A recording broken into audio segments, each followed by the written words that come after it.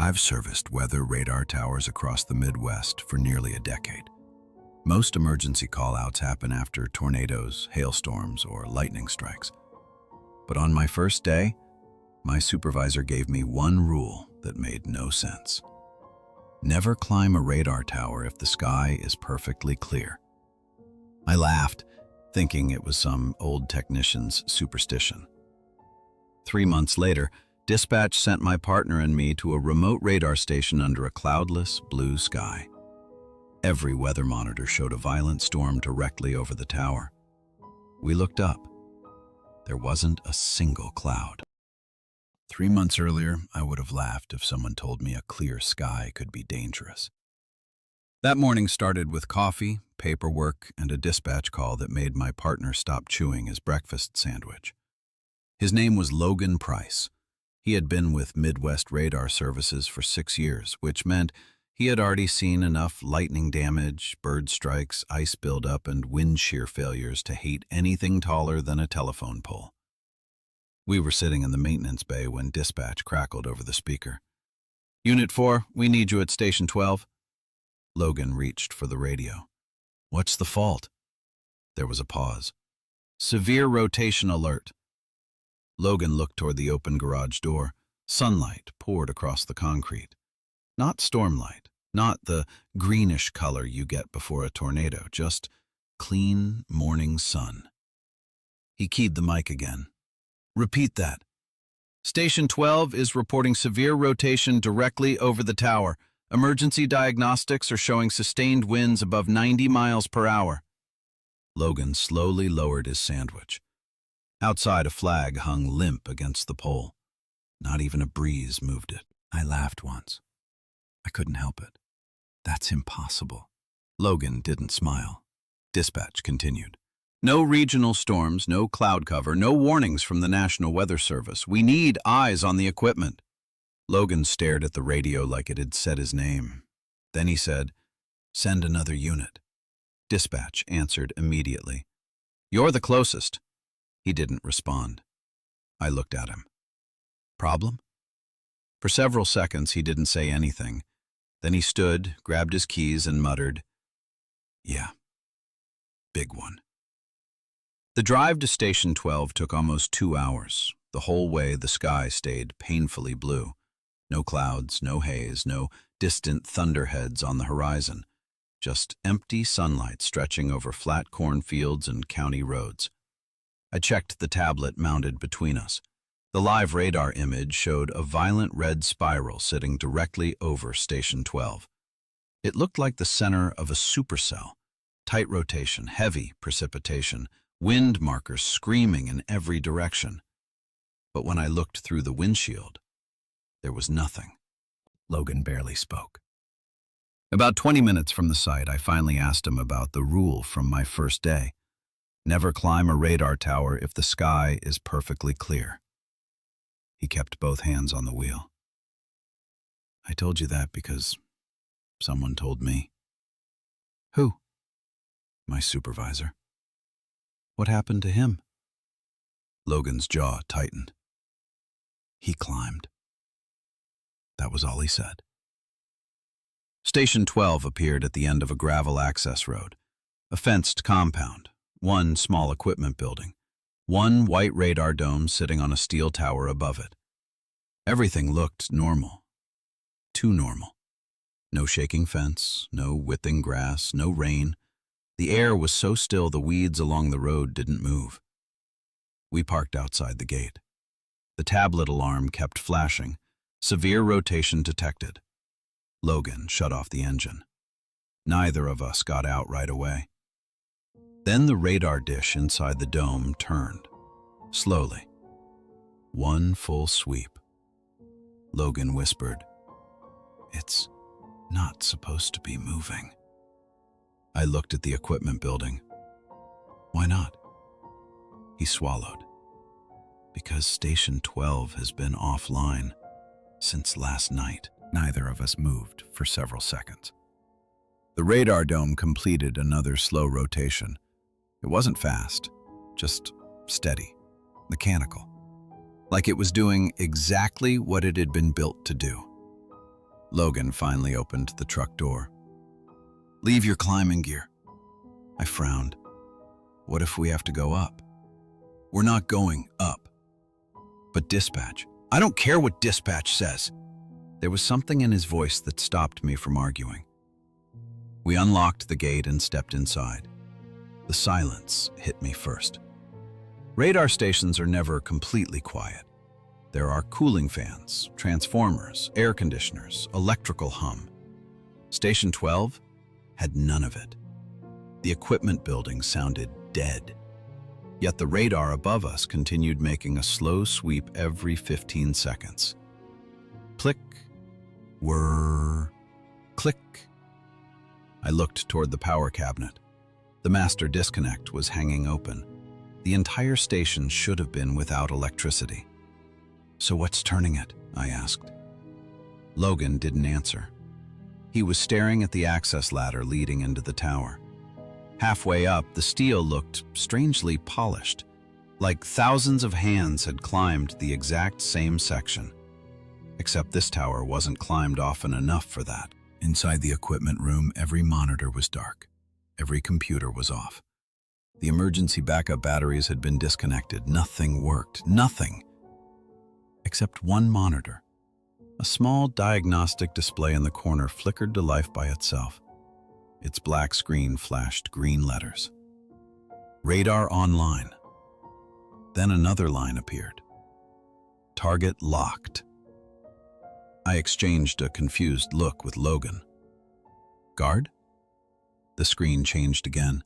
Coordinates appeared. Latitude, longitude, altitude. The latitude matched Station 12. The longitude matched Station 12. The altitude kept changing. 300 feet, 310, 320. It was climbing. My stomach tightened. The tower's only 200 feet. The number stopped. 364 feet. Then remained perfectly still, as if something had reached the top. Outside, the radar completed another sweep. Click, whir, click. Logan slowly backed away from the monitor. "We're leaving." Before I could answer, every radio on our belts exploded with static. Not ordinary interference. It sounded like thousands of voices speaking at once. Whispers layered over whispers, none of them understandable. Then every voice stopped together. One remained. A calm male voice, clear enough to make every hair on my arm stand up. "You're late." The radio went silent. I grabbed mine. "Dispatch?" Nothing. Logan was already walking toward the truck. Fast. I hurried after him. Halfway across the compound, something made me glance upward. The sky was still flawless, bright blue, not a single cloud. Then I noticed something I should have seen the moment we arrived. There weren't any birds. Not one. No hawks circling overhead, no crows on the fence, no insects buzzing through the weeds. The entire property felt abandoned by nature. I climbed into the passenger seat as Logan started the engine. "We're seriously just leaving?" "Yes." "What do we tell dispatch?" "The truth." "They'll think we're crazy." "They already know." I turned toward him. "What?" He shifted into reverse without looking at me. "You think this is the first crew they've sent here?" The truck rolled backward through the open gate. As we reached the gravel road, I looked in the side mirror one last time. The radar dome had stopped rotating. It was no longer sweeping the horizon. It was facing directly toward us. And for the first time that day, it began to move again, following our truck. Dispatch didn't believe a word we said. By the time we returned to the maintenance yard, 3 supervisors were waiting. They listened while Logan explained everything. The dead power, the disconnected batteries, the radar rotating anyway, the diagnostic screen, the voice on the radio. Nobody interrupted. When he finished, our operations manager, Rick Dalton, quietly slid a thin manila folder across the table. "Read it." Inside were incident reports dating back to 1987. Station 12, crew dispatched for false severe weather returns. One technician climbed the tower.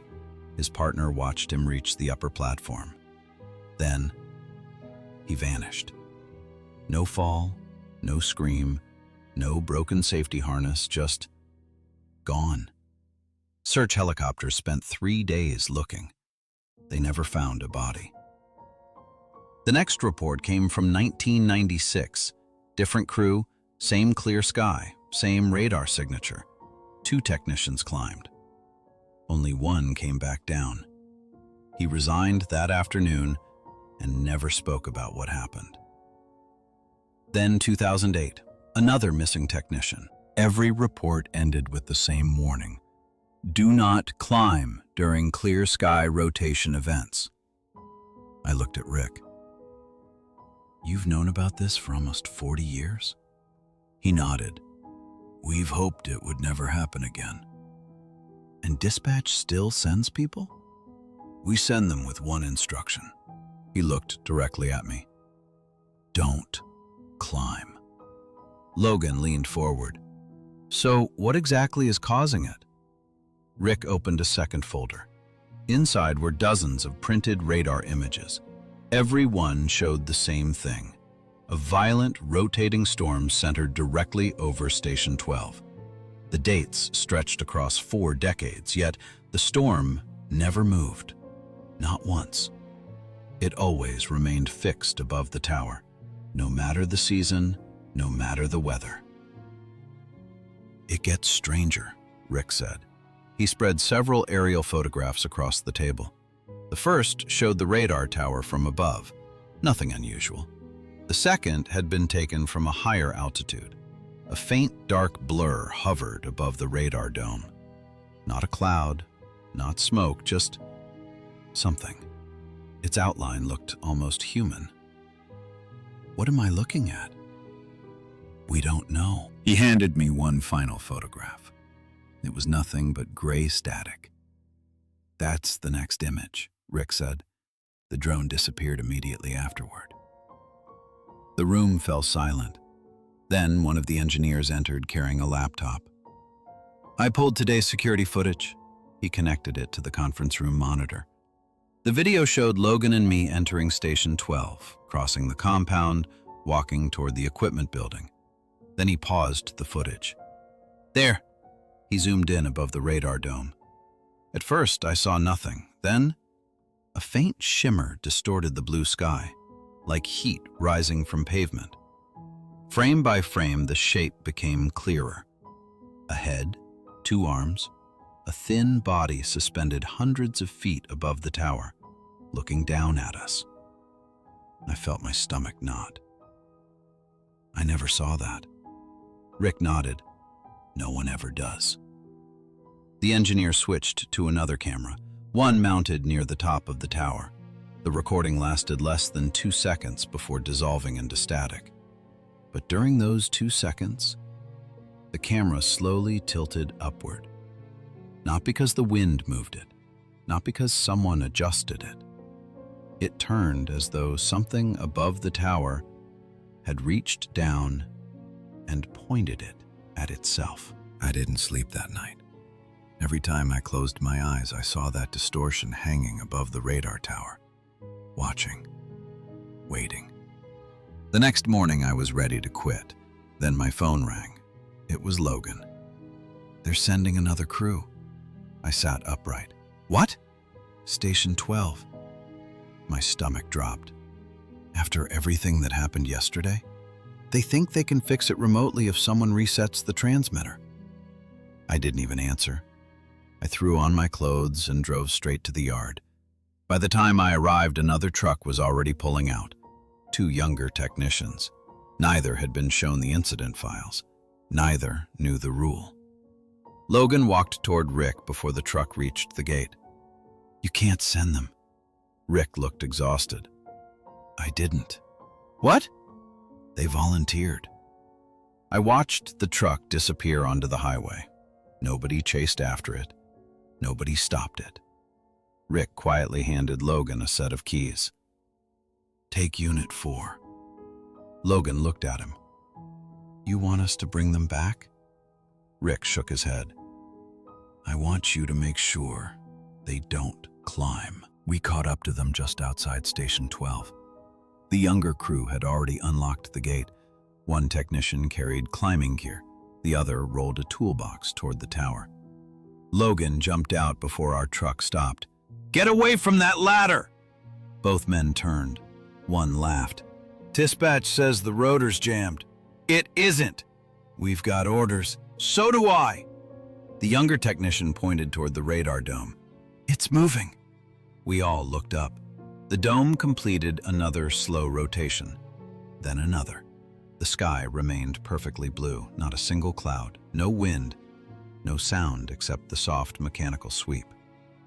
Click, whir, click. The younger technician shrugged. If nobody climbs, nobody fixes it. He clipped his safety harness to the ladder. Logan grabbed his arm. I'm telling you. The technician pulled away. It's just a radar tower. He started climbing. 20 feet, 40, 60. The higher he climbed, the stranger the air became. The weeds around the compound suddenly bent outward, not from wind, from pressure, like the air itself was being pushed away from the tower. Then every radio burst into static. The technician stopped climbing. What was... His voice cut off, not because the radio failed, because he was staring upward. I followed his eyes. At first, nothing. Then sunlight rippled. A transparent shape drifted into view directly above the radar dome. It looked impossibly tall. Its outline shimmered against the blue sky. Long arms, a narrow body. Its head slowly tilted downward, looking directly at the man on the ladder. Climb down! Logan screamed. The technician didn't move. His harness line suddenly snapped tight, not downward, upward. His boots left the ladder only a few inches, as if invisible hands had lifted him. He shouted once, then the air around him bent like glass. For a split second, he disappeared. Then he was back, still hanging there, still screaming. His partner rushed toward the ladder. Logan tackled him before he could climb. What are you doing? I'm getting him! You can't! Above us, the technician's screams stopped instantly. His body hung perfectly still. The radios fell silent. Then, in a calm voice that sounded exactly like his, one transmission came through. Send the next crew. The official report said the technician suffered a fatal equipment failure. Nobody mentioned the impossible. Nobody mentioned that 4 of us watched him rise away from the ladder before he vanished. Station 12 was shut down that afternoon. The gates were locked. New fencing went up. Within a week, every map listed the site as decommissioned.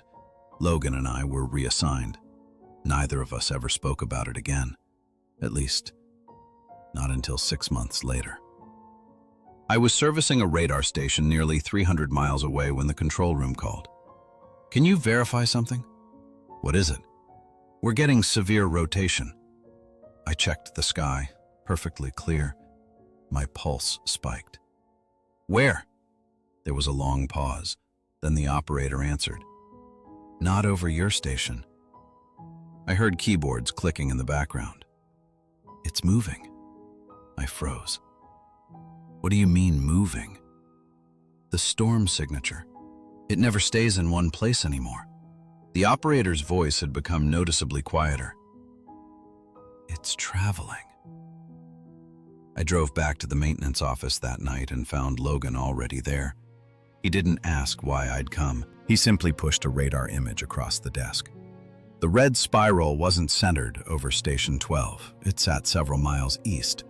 Another image showed it farther south, then another, like something was walking.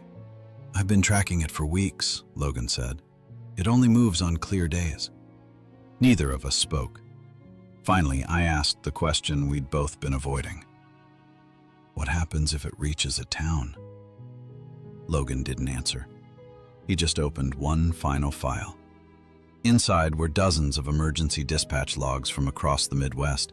Every one had the same note. Weather radar indicates violent storm. Visual conditions remain clear. Different counties, different states, getting closer together. Before I left, Logan handed me a small handheld weather radio. Keep this with you. Why?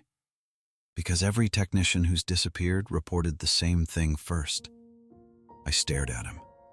What? He swallowed. The radio calls your name. I laughed. Not because it was funny, because I didn't know what else to do. That was 3 weeks ago. Yesterday I was driving home under another cloudless sky when the weather radio crackled on by itself.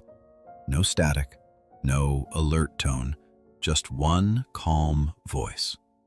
Quiet, patient, perfectly clear. It said only 2 words. My turn. Then it spoke my name.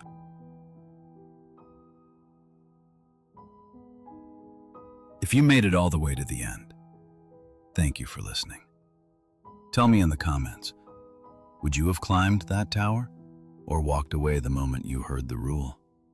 And if you enjoy creepy stories about strange jobs, impossible rules, and mysteries that should never exist, make sure to subscribe and turn on notifications. New horror stories are uploaded every week, and trust me, they're only getting darker. Until next time, if you're driving home under a perfectly clear sky and your weather radio suddenly says your name, don't answer.